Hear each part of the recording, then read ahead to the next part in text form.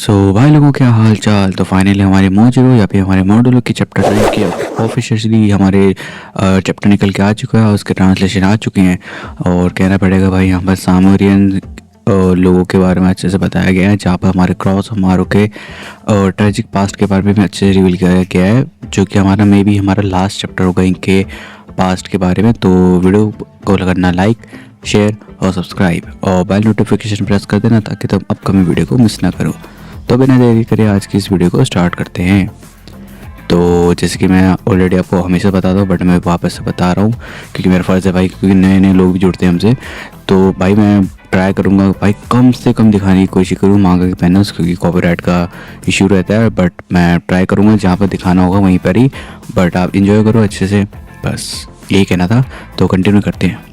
तो हमारे चैप्टर की स्टार्टिंग होती है हमारे सामरियंस के जो थर्ड आई के बारे में, जहाँ पे इंपॉर्टेंट डिटेल्स बताए जाते हैं उनके थर्ड आई के बारे में। यहाँ पे बताया गया है जहाँ पे जो सामरियंस की जो तीसरी आँख है ना, वो उनके लिए ना एक तरीके का लोरका का सोर्स है, और जो कि किसी भी ट्राइब के लिए ना एक बहुत ही इम्पॉर्टेंट अंग माना गया है, मतलब एक इम्पॉर्टेंट बॉडी पार्ट।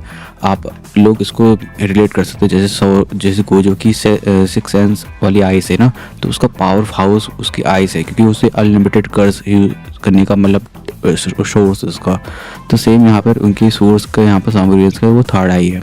और यहाँ पे हमारे यहाँ बताया गया है कि जो सामरियंस में ना सिर्फ लुमिनियंस ट्राइब के जो लोग हैं ना, जिनकी थर्ड आई में से ना आंसू बहा जब उन्होंने ना कालियंस को एक तरीके से वाइप आउट किया गया था।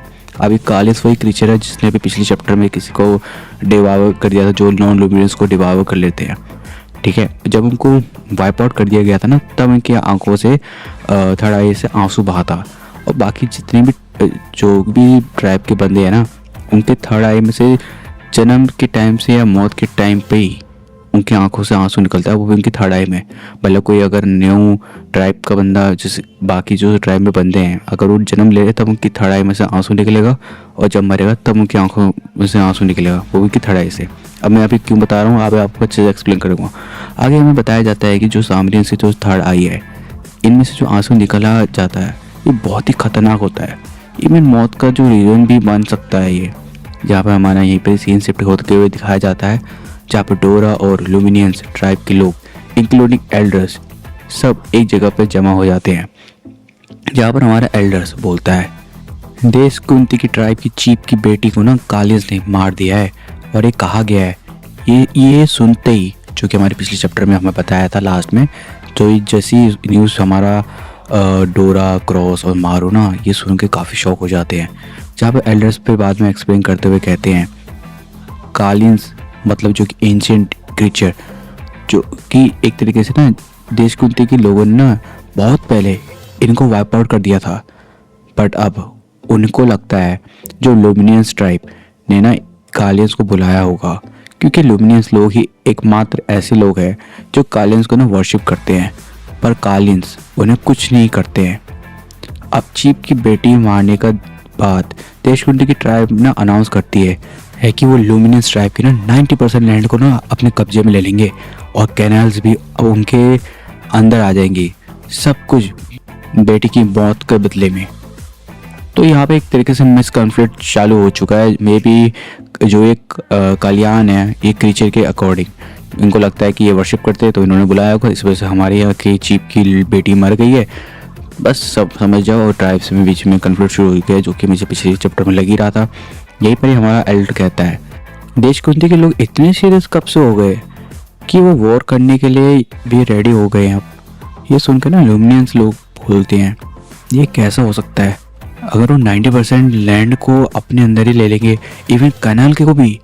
पर एल्डर्स कहते हैं हम कुछ नहीं कर सकते, उन्होंने हमें ना ड्यूल को करने का ऑफर दिया है, मतलब आपस में बैटल, वो भी 1-on-1 बैटल करने का, जहाँ पे देश कुंती के लोग स्ट्रॉन्गेस्ट सोल्जर और लुमिनियंस के स्ट्रॉन्गेस्ट वॉरियर्स के बीच में फाइट होगी।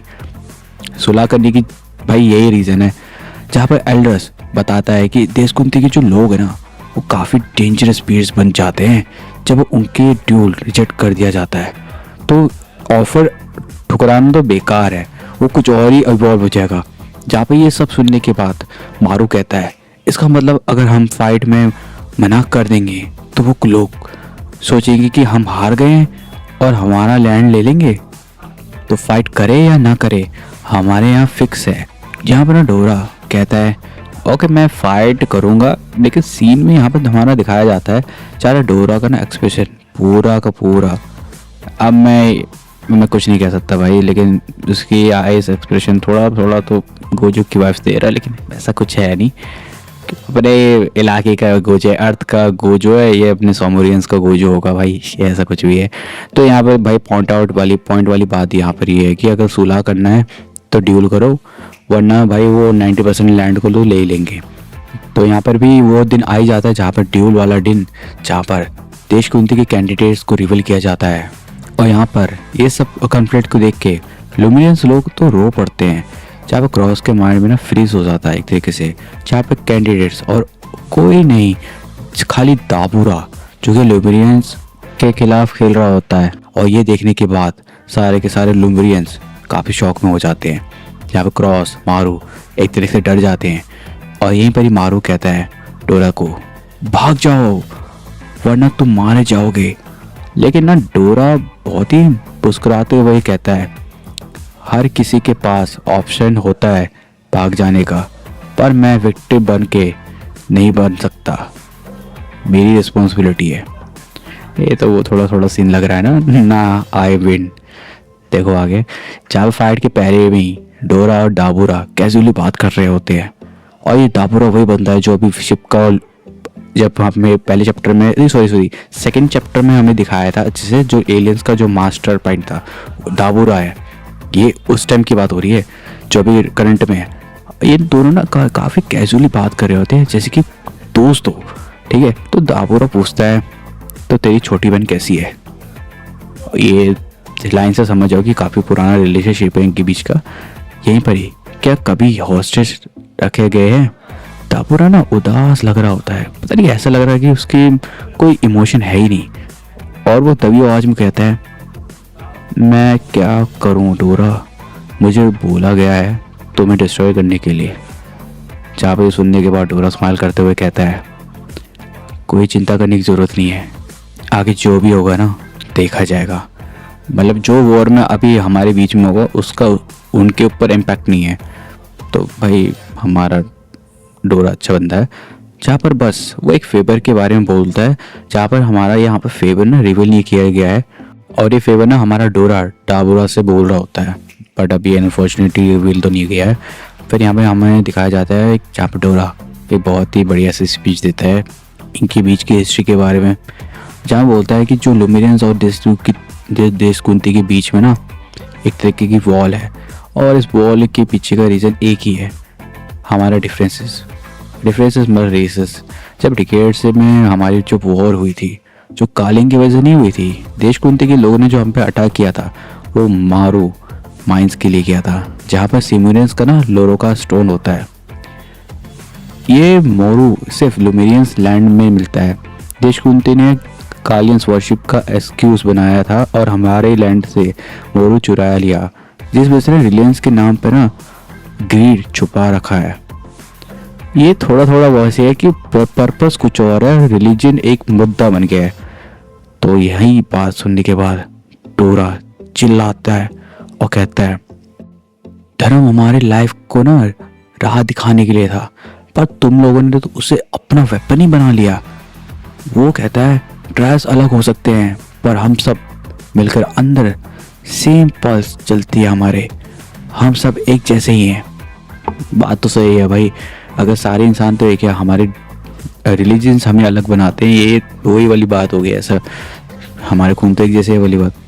ये बोलते हुए ना जब वो रिक्वेस्ट करता है उन्हें एज ए नेबर दिखाने के लिए, जहाँ पे देशकुंती का चीफ चिल्लाते हुए बोलता है दाबूरा को अटैक करने का ऑर्डर देता है, और दाबूरा एक ही सिंगल स्ट्राइक में ना डोरा को ना मार देता है। और सीन इतना साइलेंट हो जाता है, मतलब इतना मेरे को नहीं पता था कि दाबूरा इतना खतरनाक बंदा है, इसने एक ही में मार दिया भाई। और सबके सब शॉक, जहाँ में लुमिनियंस तो रोने पड़ते हैं भाई। मारू रश करता है और क्रॉस के ऊपर उसे रोकता है, लेकिन इस पल भी ना यहाँ पे दाबूरा ना उदास है। वो कहता है मैं डोरा के फेथ को ना तोड़ नहीं सकता।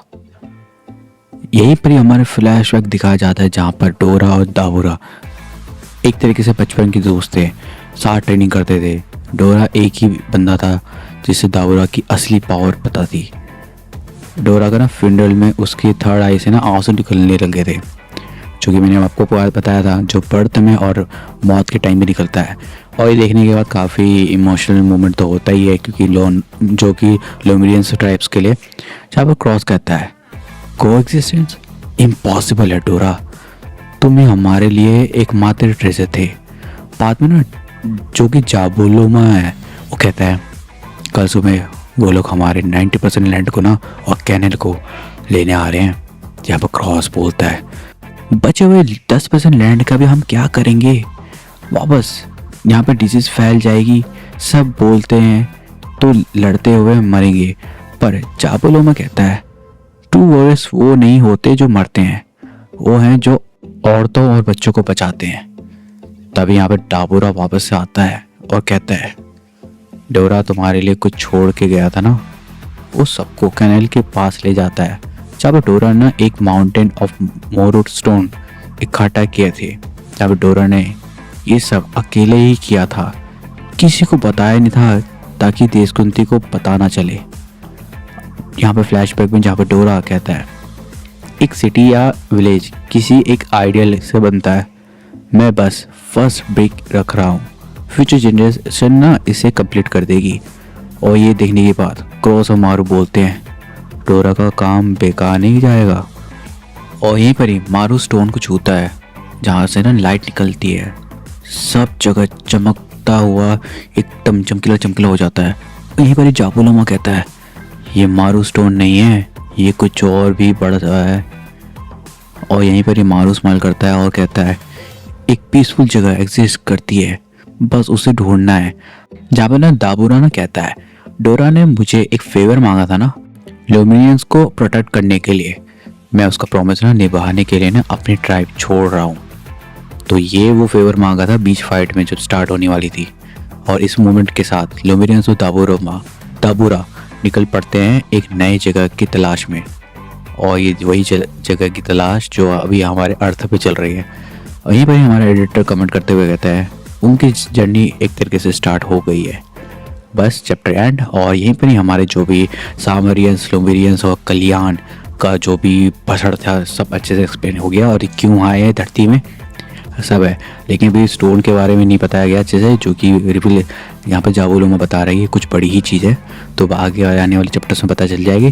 बट वीडियो कैसे लगी आप उसको लाइक कर सकते हो, कमेंट कर सकते हो, हाँ सब्सक्राइब कर सकते हो ताकि तुम अपकमिंग वीडियो को मिस ना कर सको। बेल नोटिफिकेशन तो ज़रूर दबा देना यार।